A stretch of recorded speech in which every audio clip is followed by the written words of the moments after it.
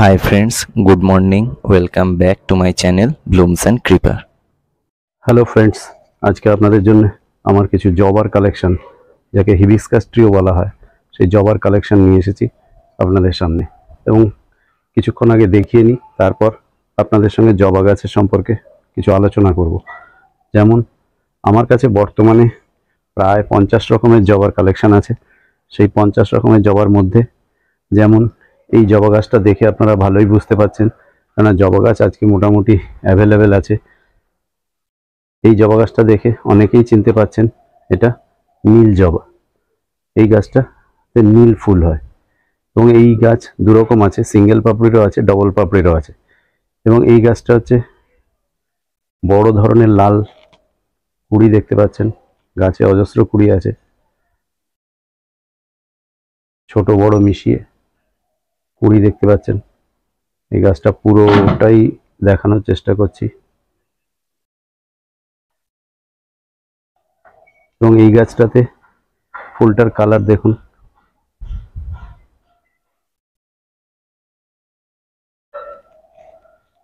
দেখতে পাচ্ছেন, এটা থোকা ফুল হয়, এটা সিঙ্গেল পাপড়ির,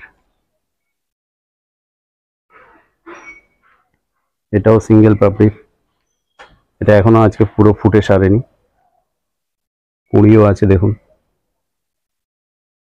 গাছটা পুরোটা দেখানোর চেষ্টা করছি।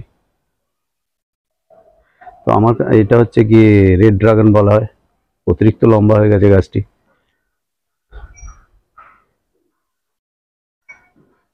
তো এরকম ভাবে আমার কাছে প্রায় 50 রকমের কালেকশন আছে। তো 50 রকমের তো ফুল একসঙ্গে একদিনে ফোটে না, সেই জন্য আজকে যতগুলো গাছের ফুল আছে সেগুলোকে ভিডিও করে দেখাচ্ছি। আর বাকিগুলো আমি যখন যখন ফুল ফুটেছে সেগুলো পেপার বা A4 সাইজের পেপারে, ফটো পেপারে করতে বেশি পয়সা লাগে বলে আমি A4 সাইজের পেপারে কালার প্রিন্ট নিয়ে আর একটা ডায়েরিতে সেগুলো আঠা দিয়ে বসিয়ে রেখেছি। আপনাদেরকে আজকে আমি সেগুলো দিয়ে বোঝাবো যে আমার কালেকশন কি কি আছে। যেমন আপনাদের দেখাই আমার কালেকশনের প্রথম ছবিটা। একটা একটা করে পৃষ্ঠা উল্টাচ্ছি, আপনারা দেখতে থাকবেন।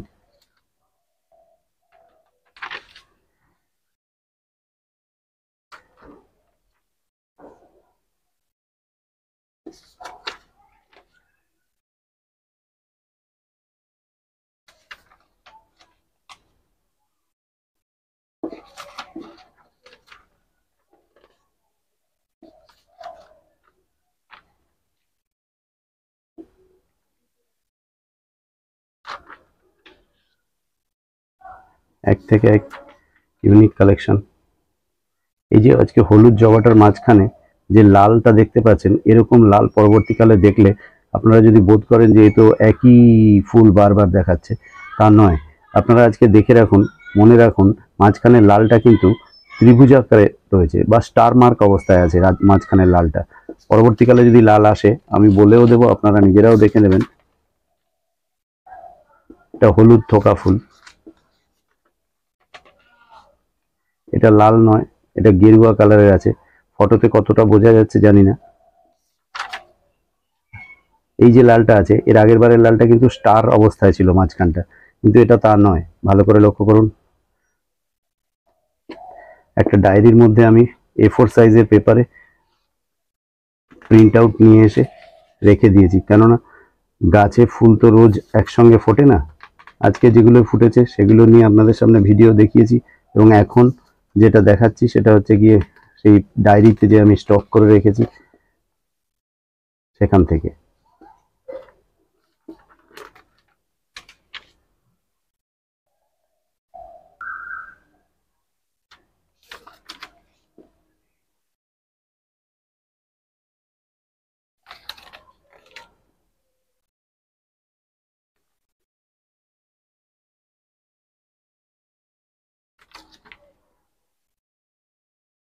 এটাও গেরুয়া কালারের আছে, লাল নয়, ভালো করে দেখুন।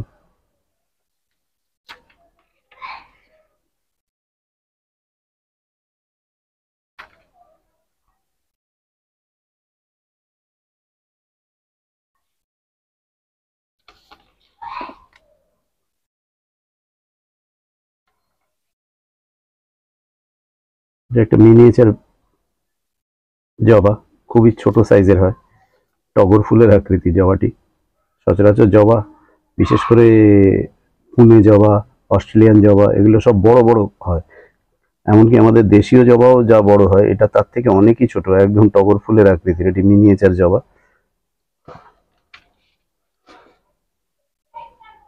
এটিও তাই, লাল, খুবই ছোট ফুল। এটা সেই নীল জবা গাছ, একটু আগে দেখিয়েছিলাম, পাতা দেখা যাচ্ছে। একটু আগে যে গাছটা দেখিয়েছিলাম আবারও দেখাচ্ছি, আপনারা মিলিয়ে নিন যে নীল জবা পাতা কেমন হয়, এবং ফটো তুলে ফুল সমেত যে গাছের ফটো আছে তাতেও দেখে নিন পাতা কেমন হয়। এটা গোলাপি কালারে আছে, পিঙ্ক বা দুধে আলতা যাই বলুন না কেন, গেরুয়া কালারের আছে। লাল, আজকে যে গাছটা দেখিয়েছি বড় ফুল হয় লাল, দেখুন আবার দেখাচ্ছি, আজকে ফুল হয়নি, কুঁড়ি আছে। সেই লাল ফুলটাই, আকৃতিতে খুব বড় হয়। এটা থোকা জবা, কিন্তু এটা লাল থোকা না, এটা গোলাপি কালারের। এটা নীল, একটু আগে বলেছিলাম সিঙ্গেল পাপড়ি ডবল পাপড়ি হয়, এটা সেই নীল ডবল পাপড়ির আছে।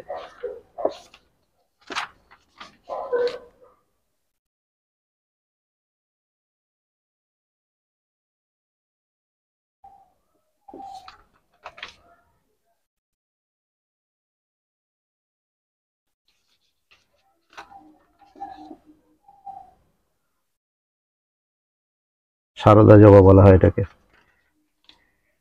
এটা অর্ডিনারি সাদা জবা।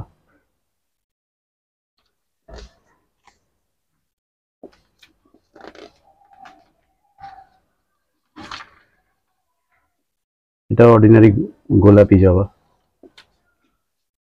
এটা চন্দন জবা, অর্ডিনারি জবা। এটাও অর্ডিনারি লাল জবা।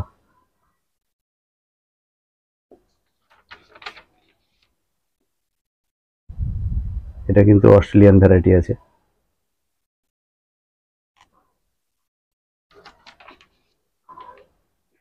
একটু আগে যেটা লাল দেখেছিলেন মাঝখানে, সেটা স্টার মার্ক ছিল, এটা কিন্তু স্টার মার্ক না, পানের মতো আছে। ভালো করে লক্ষ্য করুন, লালটা পানের মতো আকৃতিতে আছে। এটা সাদার মধ্যে লাল।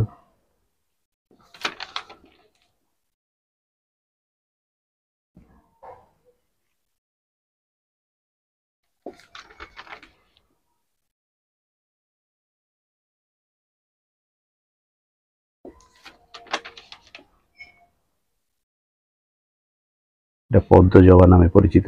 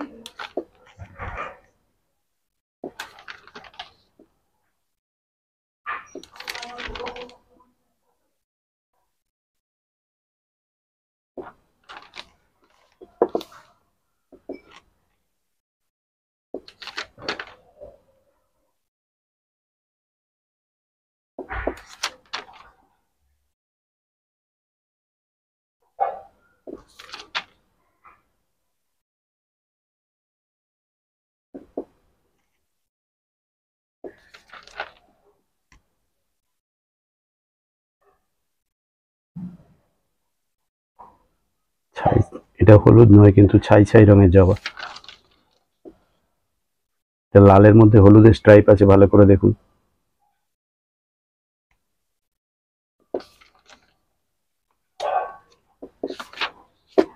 শেষ, টোটাল কালেকশন যা ছিল দেখালাম, পরবর্তীকালে গুনে আপনারা দেখতে পারবেন।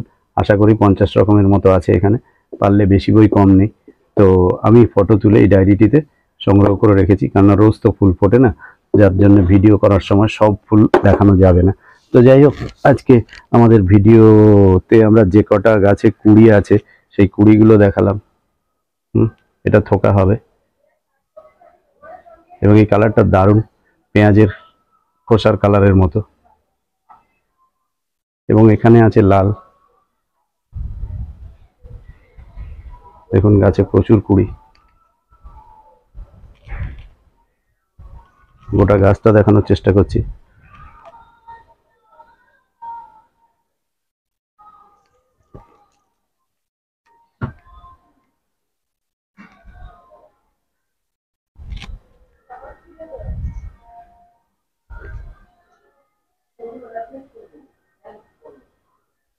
আর এটা ড্রাগন জবা, থোকা লাল জবা। অতিরিক্ত লম্বা হয়ে যাওয়ার কারণে এটা বর্ষাকালে মাথার দিক থেকে কিছুটা কেটে দেবো। এখন শুকনোর সময়, গরমের সময় কাটলে গাছে হ্যাম্পার হবে, সেই জন্য বর্ষাকালে মাথার দিক থেকে কিছুটা কেটে দিলে আরো ডালপালা বেরোলে বুশি হবে গাছটা। এই গাছের যত্নার্থী বলতে বিশেষ কিছু লাগে না, যেটা বলার, বছর দুয়েক বাদে একবার টবের মাটি, এগুলো সব 6 ইঞ্চি টবে আছে, দেখতে পাচ্ছেন প্লাস্টিকের টব, ছাদেরও ক্ষতি করে না। কারণ এই টবগুলোর নিচে, প্রত্যেকটা টবের নিচে ভালো করে দেখুন খুঁটি আছে, খুঁটি দেখাতে পাচ্ছি। এই খুঁটিগুলো থাকাতে আপনাদের ছাদেরও কোনো ক্ষতি হবে না। জল নিচে দিয়ে বেরিয়ে যাওয়ার জায়গা আছে, ওয়েল ড্রেনেজ আছে। মাটি বারবারই যেটা আমরা বলি যে ওয়েল ড্রেনেজ মাটি হওয়া দরকার, তার জন্য গার্ডেন সয়েল, ভার্মি কম্পোস্ট, নিম খোল, কিছুটা কোকো চিপস না কোকো পিট দিলেই হবে, কোকো পিট এবং লাল বালি দিয়ে মাটি বানাতে পারলে কি হয়, তাতে মাটি ওয়েল ড্রেনেজ হয়, জল দিলে জল বেরিয়ে যাবে। বর্ষাকালে দেখবেন টবের মধ্যে যেন জল জমে না থাকে। যদি জল জমে থাকে, একটা লোহার রড দিয়ে যদি উপর থেকে, মাটির উপর থেকে ফুটো করে দেন, তলায় যে গর্তগুলো আছে টবের, সেই গর্ত দিয়ে জল বেরিয়ে যাবে। কোনো সময় জল যেন জমে না থাকে। বর্ষাকালে এইসব গাছ তো ইনডোর নয়, আউটডোরে থাকে, খটখটে রোদেই আমরা ফেলে রাখি, কোনো অসুবিধা হয় না। কিন্তু বর্ষাকালে সারা রাত বৃষ্টি হচ্ছে, টবের গোড়ায় দেখা যায় অনেক সময় জল জমে যায়, ওয়েল ড্রেনেজ মাটি হওয়া সত্ত্বেও জল জমে যায়। সেক্ষেত্রে একটা লোহার কিছু শিক দিয়ে যদি ওপর থেকে চেপে ফুটো করে গর্ত করে দেন, নিচে যে গর্তগুলি আছে প্লাস্টিকের টবে, সেগুলো দিয়ে জল বেরিয়ে যায়। ক্ষণিকের জন্য যদি আটকেও যায়, বছরের পর বছরে হয়তো গর্ত বন্ধ হয়ে যায়, কিন্তু আবার রড দিয়ে কুচিয়ে দিলে গর্ত হয়ে গেলে জল সেখান দিয়ে বেরিয়ে যায়। তো এতে সারটার বিশেষ কিছু দিতে হবে না আপনাকে, কারণ এই 6 ইঞ্চি টবের যা ডায়ামিটার, তাতে সার সবাই বলে দূর দিয়ে দেবেন, চারদিক দিয়ে দেবেন। আরে 6 ইঞ্চি টব, তার চারদিক বলতে আর কত দূরে দেবেন? ওর জল দিলে দেখা যাবে সেই সার জলে মিশে মাঝে চলেই আসছে, গোড়ায় লেগেই যাচ্ছে, তাতে গাছের ক্ষতি হয়ে যেতে পারে। তো সেই জন্যে সার না দিলেই হবে, এগুলো জল ঠিকভাবে দিলেই চলে। আর যদি পাতা খাদ্য দিতে পারেন, যেগুলো অর্কিডে দেয় 19-19-19, 20-20-20, এসব যদি পাতার খাদ্য দিতে পারেন তাহলে কোনো অসুবিধা নেই। কিন্তু গোড়ায় খাদ্য যদি দেন, সেক্ষেত্রে দেখা গেছে যে অনেক সময় গাছ কিন্তু নষ্ট হয়ে গেছে শুধু সার প্রয়োগ করার জন্য। খোল, অনেকেই বলবে আপনাকে খোল দিতে, খোল পচিয়ে খোলের জল করে, বারবারই যেটা বলার, কিছু হবে না। কিন্তু যদি কিছু হয়, কিছু করারও থাকবে না আপনার তখন, কেননা খোলের জল ভালোই অ্যাকশন থাকে। সেই খোলের জল পচিয়ে দিলে তারপরে হচ্ছে কি, খোলের যা গন্ধ, তাতে হচ্ছে কি বাড়িতে টেকা মুশকিল হয়ে যায় অন্তত দিন 2-3 জন্য। সেই সমস্ত কারণে আমি বলছি এদের কিছু করতে হবে না, একবার ভালো করে মাটি বানাবেন, তাতেই কাজ হয়ে যাবে। কিন্তু বছর 1.5 বছর বা 2 বছর বাদে একবার পুরো পট থেকে বের করে গাছটাকে নিচের দিক থেকে কিছু মাটি ঝেড়ে ফেলে দিয়ে, আর নতুন করে আবার মাটি দিয়ে, যেভাবে মাটি বানাতে বলেছি আমি সেভাবে মাটি দিয়ে আবার যদি নতুন করে আবার বসান, তাহলে দেখা যাবে গাছগুলো পুনর্জীবন পাবে এবং আবারও বছর 2 বছর হেসে খেলে চলে যাবে। তো আজকে আমরা ভিডিওটা এখানেই রাখছি। যদি ভিডিওটি ভালো লেগে থাকে তাহলে অবশ্যই লাইক, শেয়ার, আর যদি চ্যানেলে নতুন হয়ে থাকেন তাহলে অবশ্যই চ্যানেলটি সাবস্ক্রাইব করুন আর বেল আইকনটি প্রেস করে দিন, যাতে আমাদের চ্যানেলের সব নতুন ভিডিও সবার আগে আপনাদের কাছে পৌঁছে যায়।